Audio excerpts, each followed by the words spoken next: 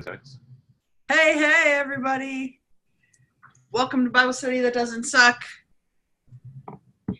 Look who's here. Grandma Darlene.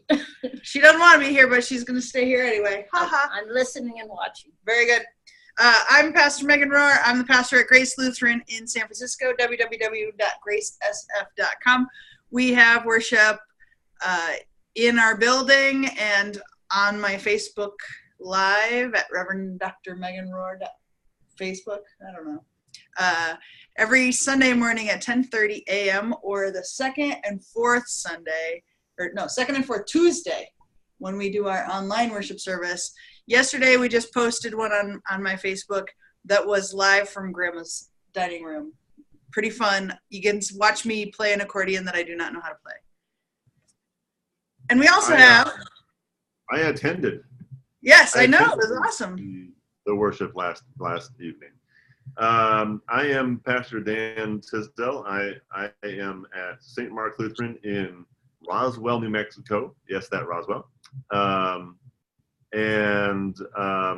worship service is at 10:15 a.m. on Sunday. We have a Bible study that starts at 9 and lots of other stuff. We have a website that is, I don't know if I mentioned this, Megan, my sermons are now like Facebook Lived every week. Nice. Which is, I feel like I should maybe like shave now before I go.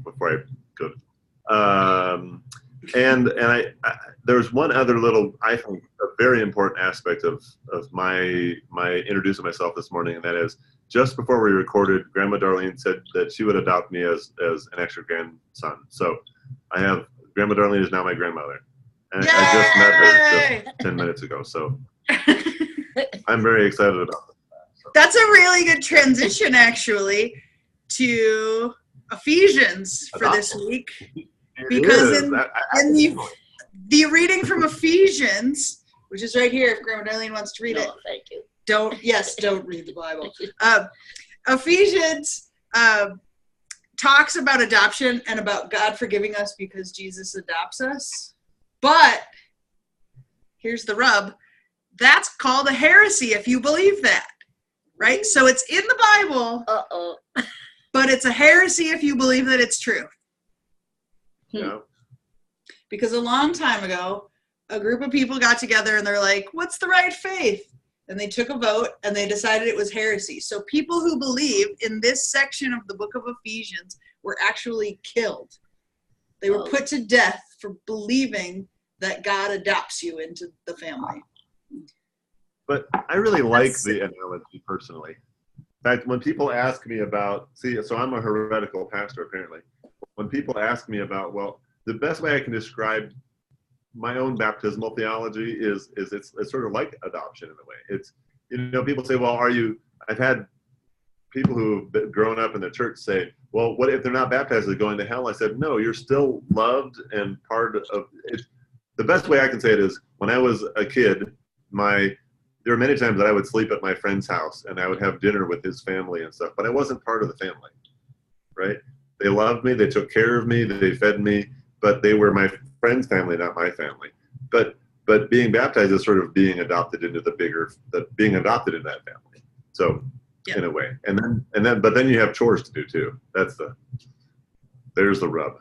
Well, and communion is like being in Jesus's bloodline, right? Because we're all a part of the same family tree. We're sharing the same bloodline of God. And so it's a lot like adoption. Jesus himself had to be adopted by Joseph because if Joseph wasn't the birth daddy, but Joseph raises him, then it's like Jesus is adopted by Joseph. We don't know if legally that happened or how that worked, but there's definitely a lot of adoption that happens in the Bible. The reason that they thought it was heresy is because they believed it was through faith and through grace that you were saved, that you had to be baptized, but God doesn't just come and say, you're in my family, I adopted you, now you got nothing else to do, no work left to do. But we're Lutherans, and which that means we don't think that points matter, right? So if God's keeping score at the end of the game, there's no winners or losers. Points don't matter because God decides that God loves us, right? So I guess here's my question. Do you think there should be a group of people deciding what's heresy or not? Probably not. But why not? And who would be the people who made up the rules? No, you have to answer because I'm looking at you and we're being quiet until you talk. I moved it on to Dan. He's going to help me out. That's why I'm his best friend right now. She tried. I don't know if you noticed. I didn't say anything. I saw her pointing at me. I'm like, no, your turn. That's not nice. But think about the history of Christianity. Okay. In Christianity, in the Inquisition, they were like, you guys are bad, you don't believe properly. They murdered and slaughtered thousands and thousands of people, right? Because some group of people had a list of rules that you had to follow in order to be of the proper faith. Right. Think of other wars that we've had. Yeah. Where we go and we think that faith is completely wrong. We're mad about it. I think we kill all the people. Yeah, we got to get together. Yeah. But if each generation has a bunch of people who try to come up with who God loves the best and put them in some sort of order. I don't think that's going to happen. Well, the ELCA did it for a while. Well, for a while, but then they came around. Sure. Sort of. They're coming around. Coming around. Coming around. The boat is turning, right? Right. But right. How do we get people to stop making those lists? But see, I think we've had these. I've talked about this on Bible studies that I've discussed before. I think Jesus was a reformer, right? Jesus was a reformer, a lot like Luther was a reformer. We've had the Reformations and every Reformation was really about this list of rules that here's the way you need to behave in order for God to love you. That every time it was that. In Jesus' time, it was that. Here you have all these archaic rules from the Torah, from the first 5 books of the Bible, right? And Jesus said, some of these don't work anymore. These serve more to exclude people than to tell people that they're loved by God. So I think when we have reformations, and there have been several of them, it's been about saying, sometimes these rules of excluding people are not the way we need to be now. But I think we're kind of, not necessarily the Lutheran Church specifically, but the church is sort of going through another reformation now too, because there are churches that sort of have rules on how you need to behave to be part of them. Mm-hmm. And I say every week at the end of doing the communion stuff that one of the things that I'm most proud of being Lutheran for is that you are loved and accepted and welcome at the table no matter what. And I think that's the most important thing that I say, that there's no expectations or rules on who you need to be. You're just welcome there. And that's why I'm proud that I'm a Lutheran more than anything else. There's other things too, but that's number one. Right, Darlene? I accept that as an answer. And I would also accept as an answer verse 9 of our Bible study, which says that God makes known to us the mystery of God's will, right? So it's a mystery. We should spend less time trying to figure it out and put it in order because it's a mystery that God decides what is good. And there's entire books of the Bible where they're trying to figure out why what God thinks is good makes no sense at all, right? The book of Jonah is about when your neighbor gets forgiven and you don't think they should be forgiven and you want to pout about it. And Job is about when bad things happen to you even though you're good, and you don't pout about it, but you question whether or not God knows what's going on and is doing things correctly. And so there's this mystery that happens, and it talks about all the wisdom and insight in the world still isn't going to figure out why God's doing what God's doing. That's a mystery. Right? That's why I had Dan answer the question. Because you knew. It's a mystery and you can't answer it. It's all in right. Mm-hmm. Did good, Dan. Well, good job, Dan. I think where you're leading, and I hear people say, well, what bothers me when people say that they know who's in and who's out, and I'm like, how could you possibly know? Oh, because the Bible says so. I'm like, no, that's not you can't justify that. We don't know. So stop judging. It's not your turn, not your job to judge. Our job is to love people, and we let God figure it out. Yeah.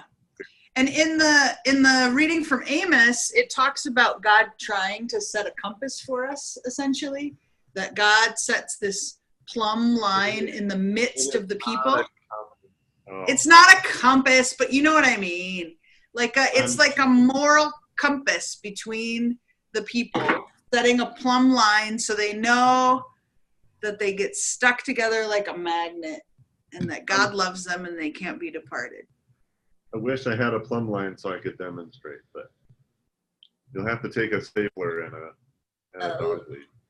So there's all these expensive pieces of equipment with lasers and stuff to figure out what's level, but a plumb line can figure out what's level pretty easily.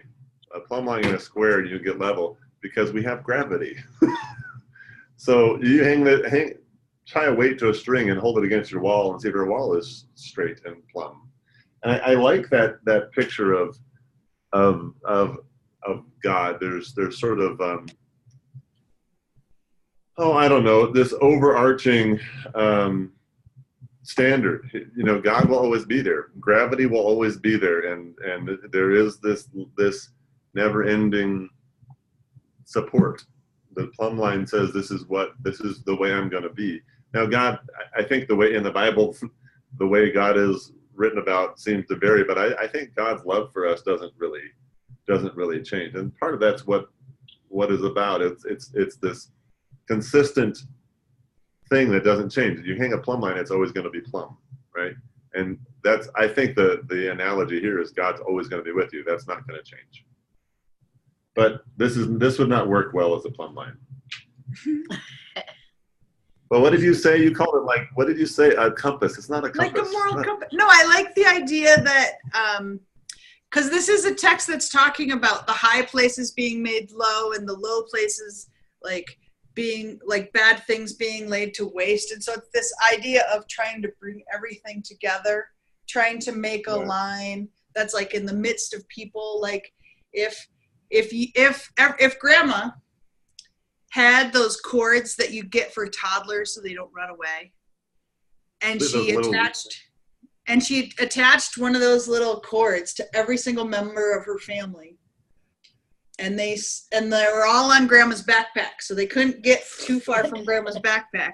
It'd be 40 people, but grandma would be the plumb line because she would be the thing that's tying them all together. She would be the root or the trunk or the moral compass of that kind of collection of people. She'd be awfully tired after a couple of minutes because they'd all be running in different directions.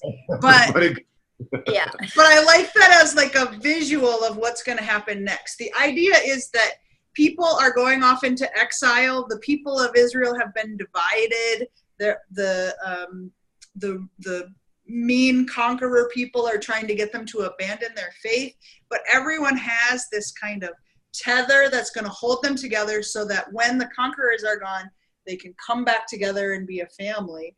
And the hope is that they have kind of this faith deep enough inside of them that during the time they have to pretend not to be teaching their kids about their God, that it will still be in there and be able to come out afterwards. And there's no doubt historically that when they had to hide their faith for a little while, it changes pretty drastically because how they worship when it's hidden for a while comes out differently. Maybe it's just because different people get to write the curriculum afterwards and every new generation does it slightly differently. But I like this idea of God setting up a moral compass or a plumb line or some sort of tether for you to hold on to so that when you go off on your little faith toddler adventures, you're being held to something. You're not wandering meaninglessly and alone forever. You're kind of connected. There's a standard. What you're saying in your family, Grandma Darlene is the plumb line. She's the standard to live by. If you get kicked out of your own family's house, there's a room here. Yeah. You've had a couple who stayed for a little while, right? Yeah. That's and then you go back out and you try again in the world, right? You lose your job for a while. You stay at grandma's. You don't have enough to eat, you come over to grandma's and she feeds you, right? So she doesn't have to describe herself that way, but I think hopefully in every family, there's somebody who is going to help you when your elastic gets stretched too much, and is going to mend your socks when you need it and do your laundry, and just going to love you no matter what. And then send you out in the world, but with you're the cheerleader. You're everybody's cheerleader. Doesn't matter what they've been through. Okay. Right? That's a pretty good calling. Yeah. Plumb Line. That's your calling. That's awesome. She's the Plumb Line. I love that. What more can she say? It's just true. A little tether to the toddlers? Yeah. Nope. You don't have to believe it. Yeah. The difficult thing with these readings, though, is that there's this sense of God taking care of you, even if it's mysterious and you can't explain it. And then there's the crazy gospel reading, which we talked about a little bit in our online worship service. It's a story of King Herod and John the Baptist. The daughter dancing for all of the guests and doing such a great job that King Herod wants to give her whatever they want. But John the Baptist is in jail during this time period for saying that King Herod can't marry his sister because it's incest. So it's creepy that the daughter is dancing. And so it's this weird story that helps move us through the story of Jesus dying, and is a story we read every Sunday, but honestly makes no sense with these other texts we've talked about. It doesn't. You're right. It doesn't really connect with them. But when does a story of someone getting decapitated feel like it fits in? Probably not often. Not often. No. Well, I think there's something underlying the story about what is evil in the world in a way. It's sort of pride and Herod is thought of in such horrible terms in general, but here he was upset about the fact, and he enjoyed listening to John. I'm not saying that he gets out of other things that he did. Yeah. But we end up, the end of the story is John gets beheaded. But the rationale behind it was people being challenged and put in their place, and if I think it didn't have to be. John was telling the truth. John got beheaded for telling the truth, and people got upset about that. He said, "This is not lawful for you to do this." And so I think a lot of what we think of as like evil in the world is simply people giving in to jealousy and not willing to admit their faults and things like that, and then we end up with John's head on a platter. I mean, that's sort of what happened here. I don't believe that people are inherently evil. I think we sort of give into things and then we end up in a bad place. I'm not giving anybody a pass on this, but it's almost just an unfortunate chain of events that happened. Mm-hmm. That didn't happen. I think King Herod in Mark's telling, because this is from Mark's gospel, so it's slightly different than some of the other gospels. King Herod in Mark's gospel seems to be open to God. He seems to be open to these reformer prophets that are speaking to them, because the way this goes down with John, the way it's told about John is the same way it's told about Jesus later. King Herod actually tells the crowd not to kill Jesus because he's innocent, right? And it's hard to know if King Herod doesn't speak up here. It says he kind of feels bad because he liked John, but he doesn't say anything to speak up. But it makes me wonder if King Herod, from this experience, if the reason he speaks up later is because he saw someone get killed who didn't deserve it, and maybe he had a feeling about it. He continues to act that way, like he doesn't stop Jesus from being killed, but it's a different version of King Herod than you might expect if you've only seen like the Passion of the Christ, where everyone's like, get him, crucify him, it's terrible. This King Herod understands that it's a really complicated story. So there's no person that's all good or all evil in all of the Gospel of Mark. Jesus is kind of strange. He tells his mom to go away at one point in the Gospel of Mark. Everyone you want to root for has some place where they kind of go off the beaten path a little bit. We were talking about the disciples earlier. The disciples say, yeah, I'll come and follow you, leaving their dad in the boat. But they kind of get it wrong the rest of the time. So there's no like perfect, flawless character. The women show up at the end of the story, but Mark's gospel ends with them saying nothing to no one because they were afraid, right? So they were always with Jesus. They never left Jesus at the cross, but then they don't tell anybody. So there's not a single character who you could really stereotypically say is all good or all bad. And I kind of like that about Mark's gospel, that people are like real life, more human and more complicated. Grandma can tell you that, because there's probably not a single person who came to your house because they were having a tough time, no matter how you could say, oh, they deserved whatever. Yeah, no.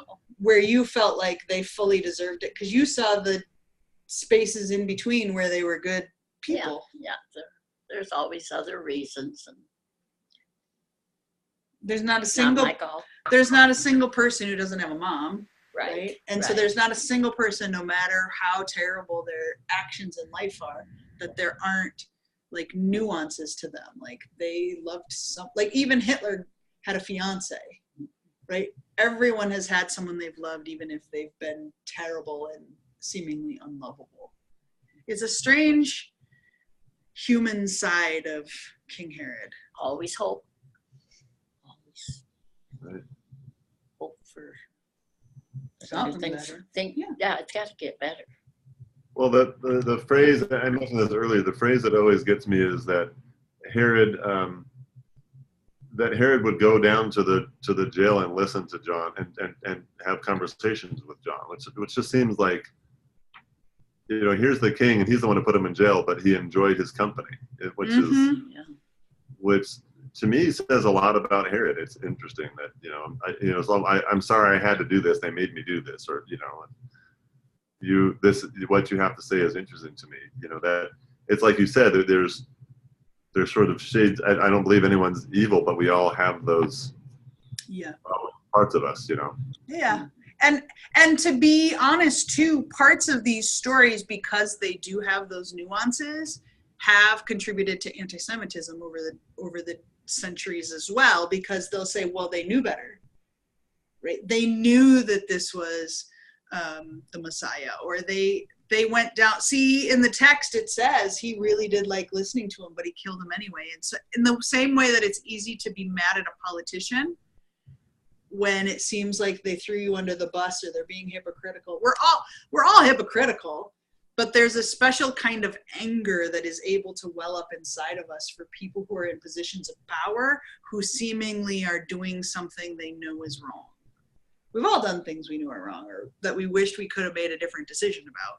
But there's a special place that we have for kings or politicians when they do that. And so it's an interesting time because there's a lot of strong feelings about our current president. And no matter what side people have their strong feelings about the current president, there's a lot of ways in which you can kind of go all in, or that you can try to really sell somebody down the river on either side, right? Because think about what people said about Barack Obama. And so I really wonder like what the original Bible writers were up to when they were thinking about writing this stories about who was getting in trouble and who wasn't, and whose stories were put in and whose stories were left out. We talked last night in our service about this story from the perspective of the girl who's dancing, where both her mom and her dad are seemingly doing bad things. And it seems like such a stuck place. And she's used as a pawn too. She's upon by everybody in the story. That's right. Yeah. So, I don't know. What a positive place to Well, maybe the only way to get unstuck from that is to just read the psalm. Okay. I will listen to what God is saying, for you speak peace to your faithful people and those who turn their hearts to you. Truly your salvation is very new to those who fear you, that your glory may dwell in our land. Steadfast love and faithfulness have met together. Righteousness and peace have kissed each other. Faithfulness shall spring up from the earth, and righteousness shall look down from heaven. The Lord will indeed grant prosperity, and our land will yield its increases. Righteousness shall go before the Lord, and shall prepare for God a pathway. I kind of like that idea. God needed a plumb line too. God needed. I don't even know if I remember this line before, that God needed a pathway. Because I usually hear it thinking like God saying, I'm going to clear the pathway for you. I'm going to make your road straight. I like the idea God needed the path cleared too. And it was righteousness that cleared the pathway. And so, yeah. And I love like that. the idea of righteousness and peace kissing. I don't Yep. know what it looks like, but it's kind of nice to think about. I like that in that first verse, that speaking peace to your faithful people. I just like the idea. What does it mean to speak peace? I mean, that's such a neat concept. Mm-hmm. Speak peace to See, your people. that's a good one. Good job, Psalm 85. You made us feel better.